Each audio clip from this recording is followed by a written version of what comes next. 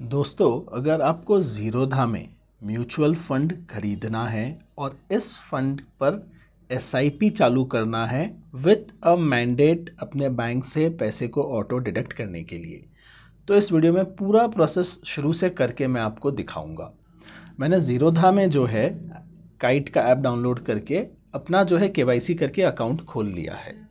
Account खोलने के बाद ज़ीरोधा कॉइन करके एक अलग ऐप है और कॉइन के इस ऐप के अंदर से हम म्यूचुअल फंड खरीदते हैं ज़ीरोधा में। सो कॉइन ऐप को ओपन मैंने यहाँ पर कर लिया है और कॉइन में लॉगिन अब मैं जब प्रेस करूँगा तो वो मुझे ज़ीरोधा काइट के मेरे लॉगिन से ऑथेंटिकेट करेगा। तो वो मैंने वहाँ पर अपना आईडी पासवर्ड डाल के उसे ऑथेंटिकेट कर लिया है।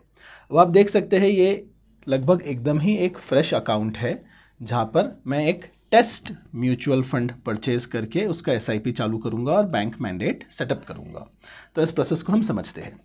पहला तो हमें एक फ़ंड यहाँ पर चूज़ करना है। आई होप आपके फाइनेंशियल एडवाइज़र ने या तो आपको कोई फ़ंड बता दिया है या आपने चूज़ कर लिया है। मैं यहाँ पर डिस्कवर के टैब में जाऊँगा। डिस्कवर के टैब में जाकर मैं जो है इक्विटी डेट अलग अलग टाइप के फ़ंड्स को चूज़ कर सकता हूँ और उसमें एसआईपी चालू कर सकता हूँ। तो मैं इक्विटी को यहाँ पर क्लिक कर लेता हूँ और यहाँ पर मैं एनी क्लिक कर लेता हूँ और जो पहला फ़ंड आया है मैं उसे ही सेलेक्ट कर लेता हूँ, क्योंकि ये मैं आपको वैसे भी एक टेस्ट करके दिखा रहा हूँ कि ये चीज़ कैसे होता है। तो मैंने फ़ंड सिलेक्शन पर कोई स्पेशली ध्यान नहीं दिया है। अब यहाँ पर एक बाय का ऑप्शन होता है, एक एसआईपी का ऑप्शन होता है। बाय मतलब कि आप एक बार वन टाइम पैसा डाल दो लमसम और कुछ पैसे डाल दो, वो भी आप कर सकते हैं, बड़ा ईजी है।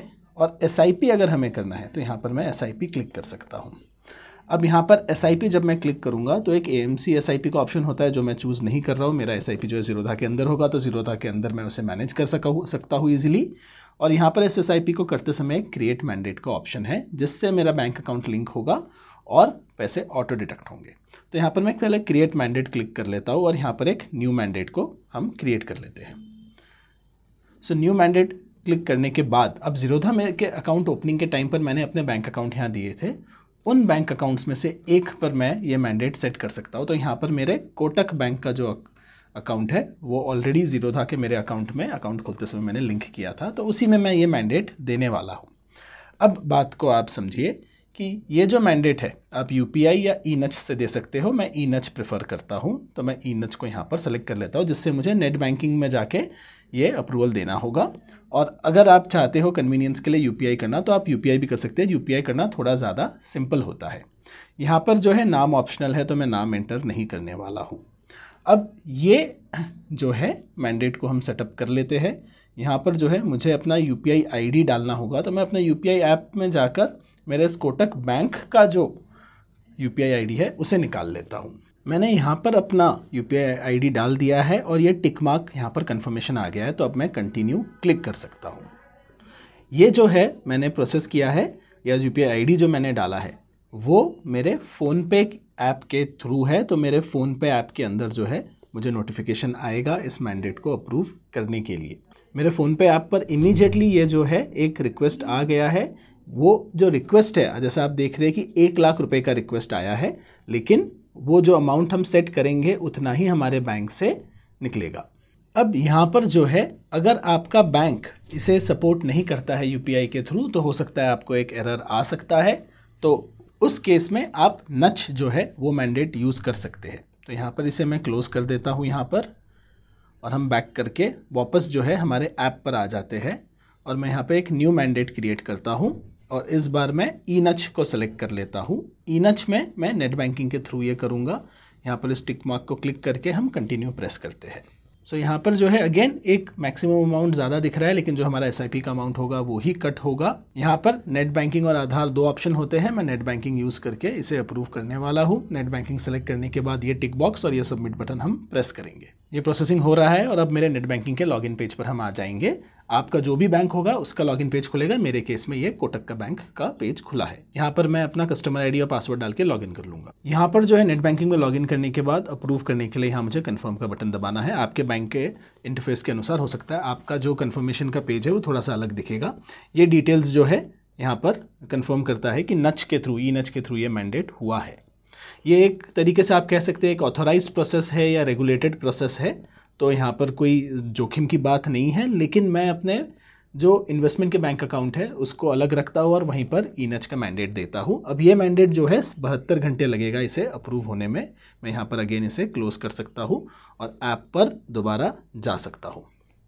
अब देखिए ऐप में मेरा एक यूपीआई का भी प्रोसेसिंग हो रहा है, ईनच का भी प्रोसेसिंग हो रहा है। जो भी प्रोसेसिंग पहले हो जाए मेरे लिए तो बात एक ही है। अब ये मैंडेट जो है यहाँ पर सेटअप होने के बाद मैं यहाँ पर ड्रॉप डाउन में उस मैंडेट को सेलेक्ट कर सकता हूँ, लेकिन वो इस वक्त प्रोसेसिंग में है तो मैं उसे यहाँ पर सेलेक्ट नहीं कर रहा हूँ।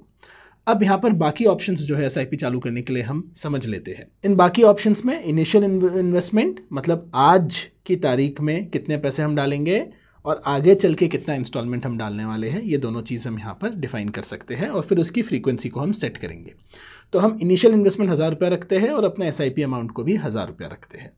इसकी फ्रीक्वेंसी को चेंज करके मैं मंथली कर देता हूँ कि मंथली 1 तारीख को ये अमाउंट होगा। अगर मेरी सैलरी 1 या 2 तारीख को आती है तो मैं सेफ रहने के लिए इसे 5 तारीख पर भी रख सकता हूँ। ऑटोमेटिक स्टेपअप का मतलब होता है कि हर थोड़े दिनों बाद या महीनों बाद इस एसआईपी के अमाउंट को बढ़ाते जाओ सो दैट मेरा इन्वेस्टमेंट बढ़ता जाए। इस ऑप्शन को मैं डिसेबल कर रहा हूँ, लेकिन ये भी एक इंटरेस्टिंग ऑप्शन होता है। आप सपोजली चाहते हो कि हर साल जो है मेरी एसआईपी 10% से बढ़े, तो आज मैं अगर 1000 रुपये कर रहा हूँ तो अगले साल में 1100 रुपये करूँ। ये आप अगर ऑप्शन चाहते हो तो आप ऑटोमेटिक स्टेपअप को यूज़ कर सकते हैं।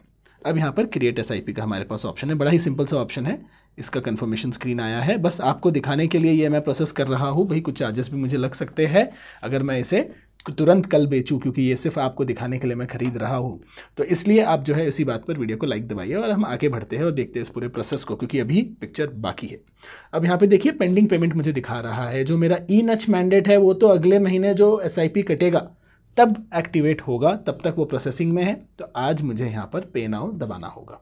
तो पे नाउ करके ये पेमेंट जो है मुझे मैनुअली एक बार करना है, तो इसे यूपीआई से मैं करूँगा। अपना यूपीआई आईडी मैंने यहाँ डाला है और मैं यहाँ पर कंटिन्यू क्लिक कर दूँगा। मैंने 1000 रुपये जो है अपने यूपीआई ऐप में अप्रूव कर दिया है, तो वो पेमेंट यहाँ पर इमीडिएटली रिफ्लेक्ट हो जाना चाहिए। वो पेमेंट सक्सेसफुली हो गया है। अगेन मैं क्लोज दबा देता हूँ और वापस अपने कॉइन के ऐप के अंदर आ जाता हूँ। यहाँ पर एक बार मैं बैक बटन दबा देता हूँ। मेरे हिसाब से ये जो एसआईपी है, देखिए यहाँ पे कंफर्मेशन आ गया कि क्रिएटेड हो गया है। तो यहाँ पर हम वापस रिटर्न जो है इन्वेस्टमेंट्स के टैब में आते हैं, यहाँ इन्वेस्टमेंट से, और यहाँ पर ऊपर देखिए एसआईपी का टैब है। इस एसआईपी के टैब के अंदर आप देखिए अभी एक एक्टिव एसआईपी है, 1000 रुपया कॉन्ट्रीब्यूशन इस महीने मेरा हुआ है और इस एसआईपी की सारी डिटेल्स यहाँ पर है। और यहाँ पे देखिए मैंडेट्स भी है। अगर मेरे को मैंडेट्स मेरे वेरीफाई करने हो तो प्रोसेसिंग में 2 मैंडेट दिख रहे हैं। अब इसको हम क्लिक कर लेते हैं एक बार देखने के लिए कि इस एसआईपी का हाल क्या है। तो यहाँ पर जो है ये एसआईपी अनलिमिटेड टाइम तक चलता रहेगा, 1000 रुपये महीने का होगा। नेक्स्ट इंस्टॉलमेंट अगले महीने की 5 तारीख को है। अब यहाँ पर जो है इसे हम 3 डॉट क्लिक करके इस एसआईपी को पॉज या डिलीट भी कर सकते हैं और इस एसआईपी को मॉडिफाई करने का भी ऑप्शन हमारे पास है, तो हम मॉडिफाई भी कर सकते हैं। मॉडिफाई अगर हम करेंगे तो हम यहाँ पर मैंडेट सेलेक्ट कर सकते हैं। तो ये मैंडेट जब अप्रूव हो जाएगा, यहाँ आकर एक बार मैं वापस इस मैंडेट को सेलेक्ट कर लूँगा और फिर मॉडिफाई एसआईपी दबा दूंगा, जिससे मेरा जो है ऑटोमेटिक पैसा डिडक्ट होने का सिस्टम चालू हो जाएगा। इस तरह कॉइन में जो है आप एक एसआईपी चालू कर सकते हैं बैंक मैंडेट के साथ। इस बैंक मैंडेट को सेट करने के कोई एक्स्ट्रा चार्जेस नहीं है, कोई एक्स्ट्रा पैसे नहीं कटते हैं। जो भी गवर्नमेंट के छोटे मोटे इन्वेस्टमेंट के टाइम पे टैक्स होते होंगे वो लगेंगे। End of course SIP buying के कई सारे बेसिक्स होते हैं, जैसे कि आप अगर कोई एसआईपी खरीद रहे हैं, किसी भी फंड में जा रहे हैं, तो सबसे पहले जो है उस फंड कि आपको चार्जेस वगैरह समझनी होती है। वो आपको यहीं पर ज़ीरोधा के पेज के अंदर भी मिल जाता है।